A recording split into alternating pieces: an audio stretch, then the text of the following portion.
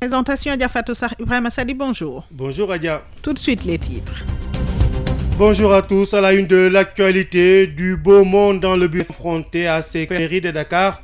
Notre reporter Awo Diobga est sur place au Palais des Jeunes. La journée mondiale de la Niange et puis Dakar avec l'ouverture aujourd'hui aux problèmes économiques du continent. Dans la deuxième tranche, nous aurons les sports avec la rédaction et la directrice de la météorologie. Le 23 mars est célébré. Oui, bonjour Sadi, bonjour d'intervenir de Dakar. Donc Sadi est dans les locaux du palais de justice depuis 7 heures. Selon notre sur place, présent du jeune de dire, de ses conseillers, ce qu'il faut signaler de Khalifa, des jeunes, en tout cas, à l'effigie des centaines, donc, comme je disais tout à l'heure, massés aux alentours, en tout cas nécessaire pour contrer toute perturbation à l'ordre public. La circulation, c'est-à-dire aux alentours du palais de justice, est fortement perturbée. Des jeunes donc habillés en t-shirt, mais pour leur jeune lien en dehors du palais. Sans relation entre la police et la presse, et que la police travaillait. Reprise des questions d'actualité. Oui, les questions liées à la sécurité, le suivi mental. Une nouvelle politique a été portée sur le M2P, c'est-à-dire le mouvement de l'espace politique. L'ancien maire de la ville de Guédiawaye qui étale les carences du... Un système éducatif à parfaire dans les frontières de Guédiawaye. Nous ambitionnons travailler pour le Sénégal, dans l'intérêt de tous les Sénégalais. C'est évident que notre base naturelle, c'est Guédiawaye. Nous avons prouvé ce dont nous étions capables. Aujourd'hui, Guédiawaye est au sens péjoratif il y a quelques années. Fondamentalement, a eu lieu. Le mode de scrutin, pas de trouver en tout cas des plages de conversion, qu'il y ait le maximum d'associations qui se mettent ensemble pour les élections. Ça va être un peu difficile. Tout le monde à la concertation. Nous appelons tout le monde à élire des députés de l'opposition. Une affaire inquiétante municipale qui cherche à mettre les malfaiteurs en Soumana Sadio. Des individus non encore identifiés Niani Toucouleur dans le département de Tam, dans une série de vols répétés de bétail et la commune de Niani Toucouleur. Vivons une situation très difficile. Le vol de bétail, nous brousse. À Kao, 6 chèvres. Également, une vache a été tuée dans la brousse. Dans le même village, 7 les 2 sont revenus, mais les 5 dont nous parlons. Pour le maire de Siété, pour des solutions à ce fléau devenu préoccupant, il nous faut des concertations ouvertes et compliquées. Pour la plus, le maire d'interpeller l'agent ainsi que les transhumants pour mettre ces voleurs hors d'état de nuire. Entre les transhumants, qu'ils jeunes de la commune ne sont pas impliqués, ils doivent pouvoir jouer leur rôle pour... La journée de la météo est célébrée. Vincent Adja Fatou, une manifestation de la nation civile et de la météo. L'organisation météorologique met en évidence l'importance des ressources en eau intégrées dans les activités économiques. Pour les météorologiques, le renseignement sur cette prise de conscience est le fruit du partenariat de la météorologie, la pêche et de l'économie maritime. Ils ont fini. Les météorologues sont au début artisanal de Ziguinchor. Conscient des menaces de perte en vie humaine, strictement les conseils de la nation. Ce n'est pas Abdoulaye Badji là en train de peindre sa pirogue qui dira. Soit bien les messages météo tout le temps. Chaque instant qu'il y a un danger dans le fleuve, on reçoit tout le temps des messages. Et avec les portables, et il y a des drapeaux aussi au niveau des quais qui sont tout le temps. Formation sur la sécurité maritime grâce au partenaire de pêche Abdoulaye Badji. Mais tu sais que ce n'est pas tous les pêcheurs qui ont ces formations. Mais même nous qui on a été dans des fonds. Donc les producteurs du bassin Tidjé a collé aux données. On s'est vu que les plus utiles, ça démarre tardivement. Les commentateurs dans le département de Nioro prouvent l'importance que les agriculteurs accordent aux données météorologiques agricoles, travaillent en étroite collaboration avec l'ANACIM pour informer les producteurs. Abdourahmane Ndiaye est un agent de l'ANACIM. Nous travaillons en étroite collaboration avec l'ANACIM et en collaboration avec les organisations de producteurs. La formation pluviométrique est très utile pour les bonnes pratiques agricoles. Dans le cadre de notre partenariat avec la FEPROMAS précisément et d'autres organisations de producteurs de la région de Sine Saloum, donc nous avons eu des sensibilisations pour les informer davantage de l'utilité même de l'information pluviométrique. Donc même l'ANACIM, on a eu à mettre en place des pluviomètres électroniques. Toutes les actions de producteurs du bassin arachidier, informations météorologiques, des informations qui les orientent sur le chemin de Kaolack. Ibrahima Diallo, Radio Sénégal. 12 minutes, vous suivez les informations sur Radio Sénégal. Le Gotha économique du continent se retrouve. Le africain 2017 et la conférence des ministres des Finances, de la planification et de l'intégration à Dakar, les problèmes économiques du continent africain. Autre sujet non des moindres, la monnaie unique. Une conférence de presse a été organisée hier en premier rendu Khadifal Koulibaly. Une somme pour l'Union africaine et la Commission économique, inégalité et chômage. De créer des emplois, pas suffisant. Il faut aussi qu'il y ait une répartition égale de cette richesse qui est créée. Voilà pourquoi on va essayer de voir quels sont les déterminants des inégalités. Le président de la CEA, Dimitri Sanga. Nous voulons que les ministres de ces pays viennent battre ici, viennent échanger leurs expériences pour pouvoir avoir la résilience qu'il faut à ces chocs-là.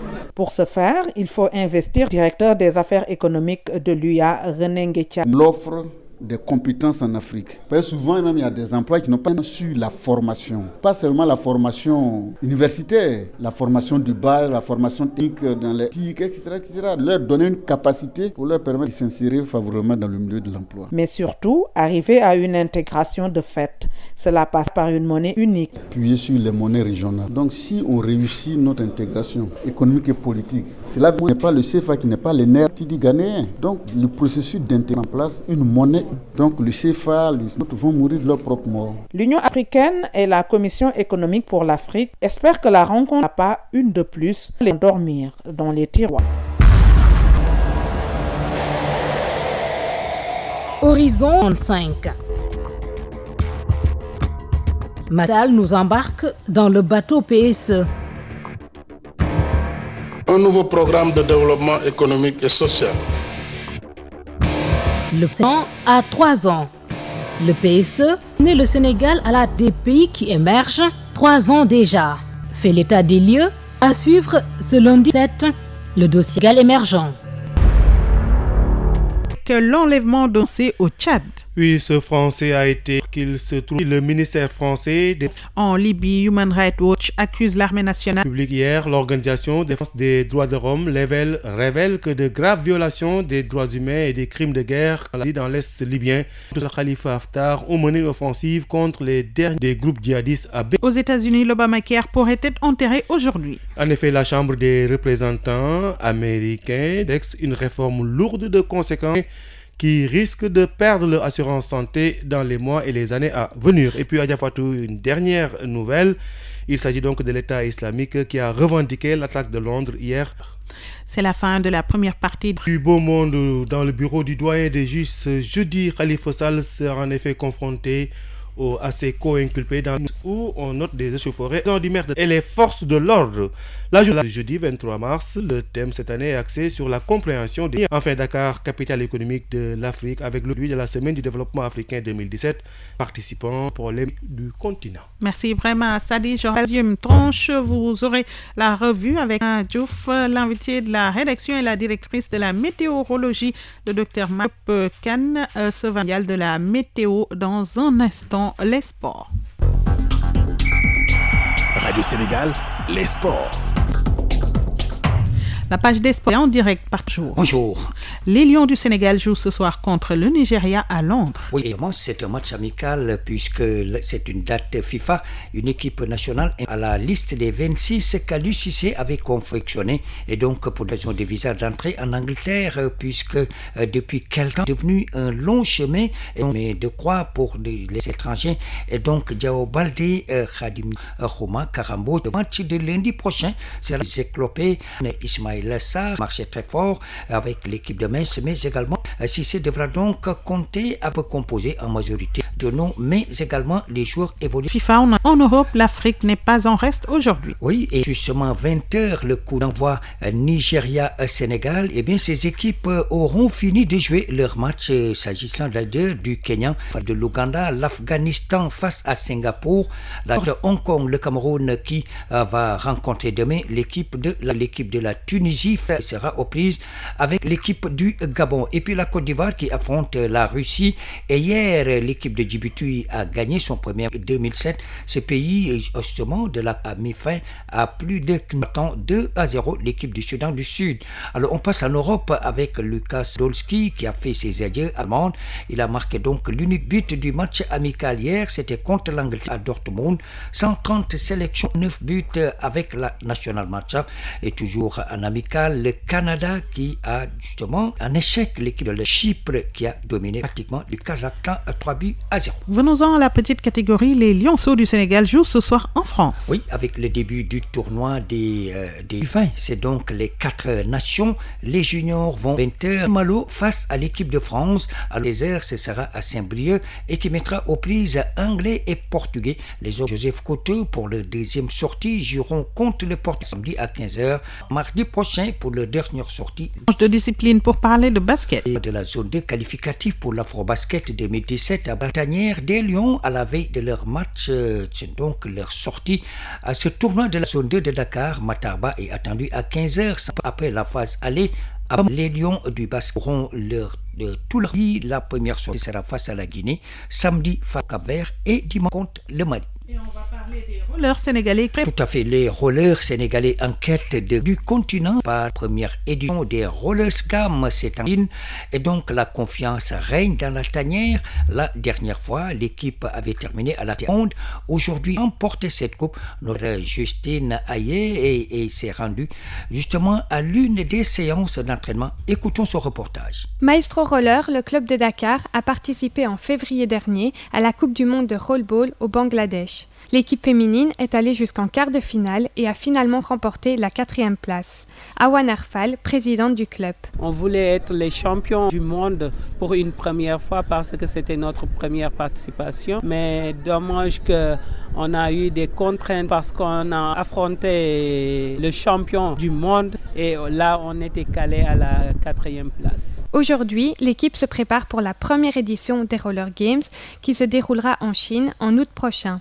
La présidente est confiante en perspective de cette nouvelle compétition. Nous sommes optimistes. Je ne pars pas pour regarder, pour faire du tourisme. Je pars uniquement pour gagner. Et comme j'ai l'habitude de gagner, je suis 3 fois champion d'Afrique, 1 fois champion de l'IFOAR, 4e place à la Coupe du Monde. J'en suis sûr que je reviendrai à Dakar avec notre équipe avec des médailles d'or. Si l'équipe féminine a réussi à aller jusqu'en quart de finale le mois dernier, l'équipe des garçons prend confiance pour les futures compétitions. Mamadou Badji, membre du club. Au début, c'était dur. On ne pensait pas qu'un jour qu'on allait participer à des championnats du monde. Avec les jeunes qu'on a, ils sont motivés. Pour nous aussi, on est sûr de remporter un jour un championnat. Le Maestro Club, créé depuis 2002, a déjà été 3 fois champion d'Afrique. Après 2 participations au championnat mondial, il espère ramener la coupe cette année. Voilà, merci Justine Aye. Je rappelle, stagiaire à Radio Sénégal. Alors, on va terminer avec les sports travaillistes, mais également les écoles de foot. La 2e édition, c'est donc le tournoi de football interministériel.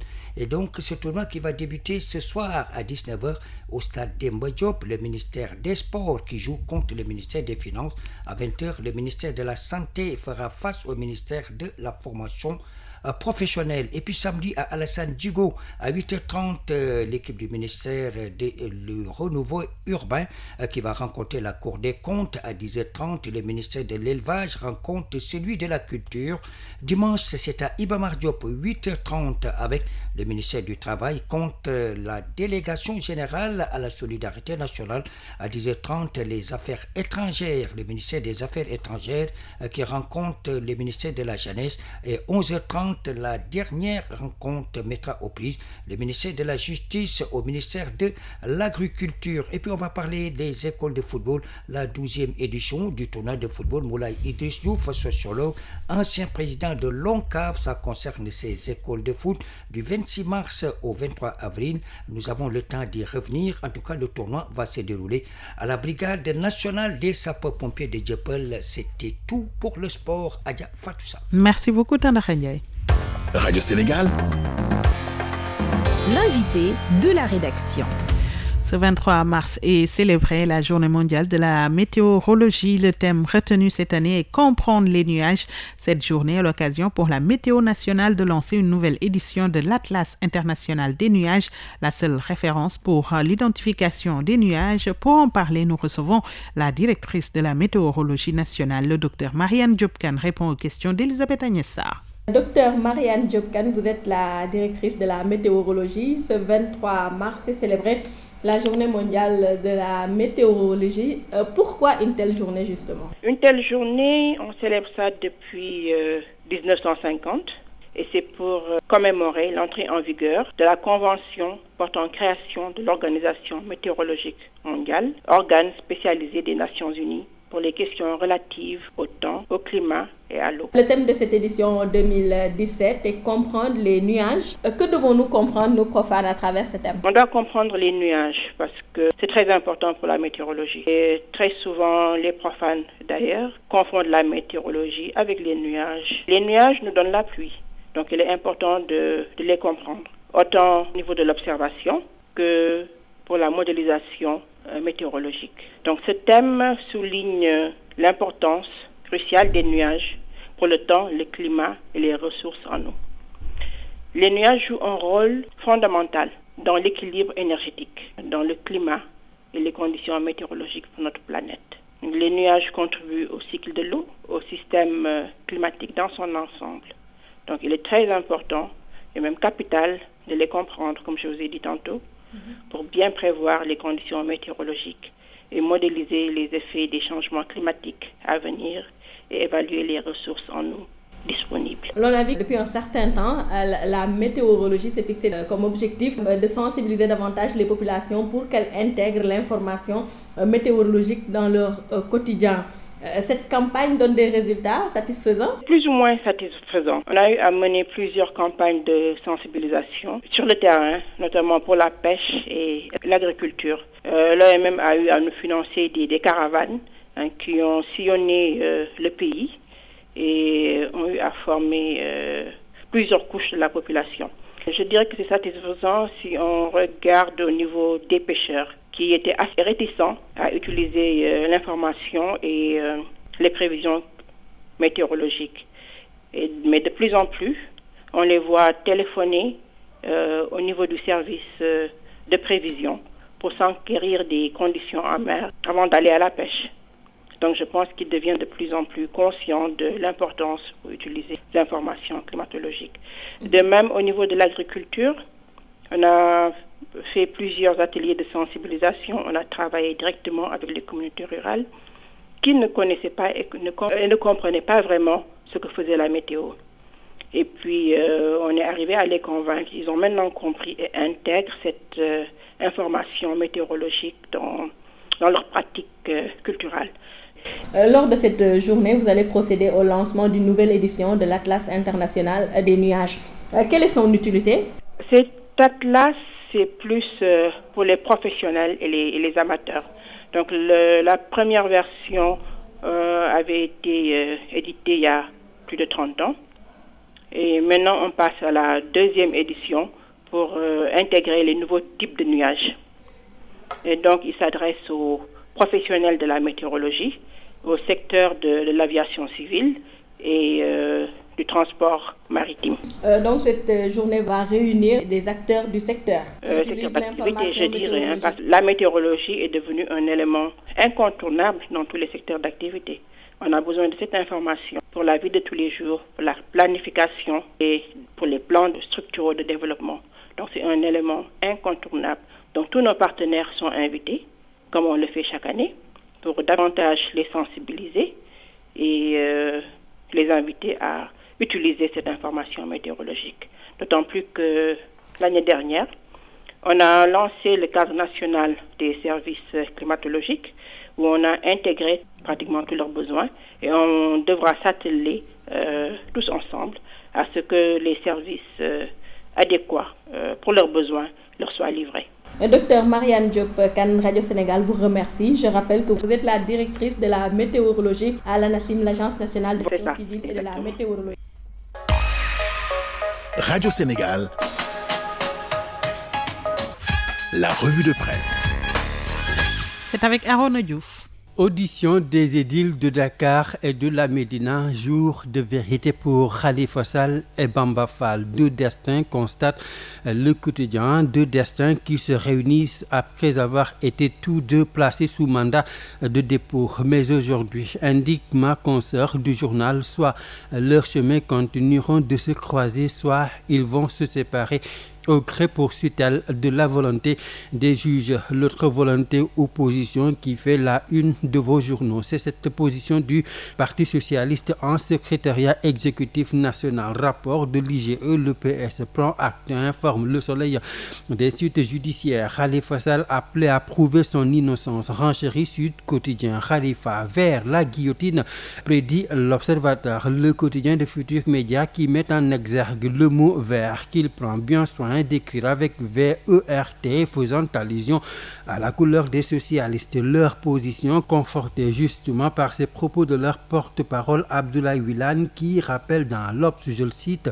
la solution pour une dent pourrie, c'est de s'en débarrasser. Khalifa Sall et compagnie vers donc l'exclusion, confirme le quotidien qui s'étonne qu'à la place d'un soutien, le PS exige du maire de Dakar des preuves de son innocence. Une affaire Khalifa Sall qui fait la une de Enquête Quotidien. Mon confrère qui note que Macky Sall a opté pour l'omerta parce qu'explique le chef de l'État dans des propos que nous rapporte le journal. C'est une affaire pendante devant la justice. Par conséquent, estime le président de la République, je le cite, je n'en parlerai pas ni au Sénégal ni à Genève parce que ce n'est ni le lieu ni le moment. Et puis l'appel à la raison des religieux, toujours analysé par mes confrères. Des appels avec ce constat de l'analyste de la Tribune pour qui aujourd'hui le Sénégal traverse une crise. Du fait, explique Birima, de la boulimie du pouvoir qui anime la classe politique, pouvoir comme opposition confondue. Le Sénégal insiste et alerte.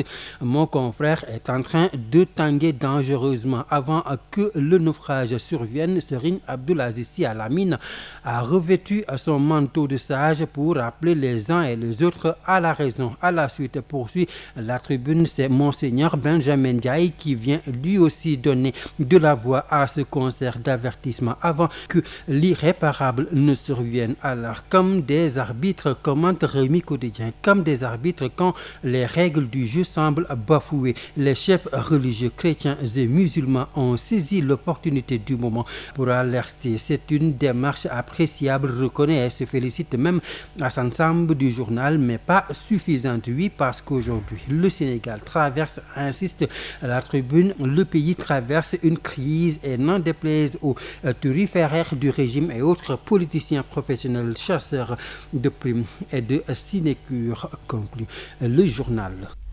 C'était la revue de presse qui met un terme à ce journal. Merci à l'équipe technique, merci à Masek Gassama, Aïda Diop, Sedem Laba-Soumaré à la réalisation, François-Xavier Thiaw, André-Noël Tchandoum, présentation Ibrahima Sadia, Fatou Sarr. Merci de la même écoute, excellent après-midi à toutes et à tous.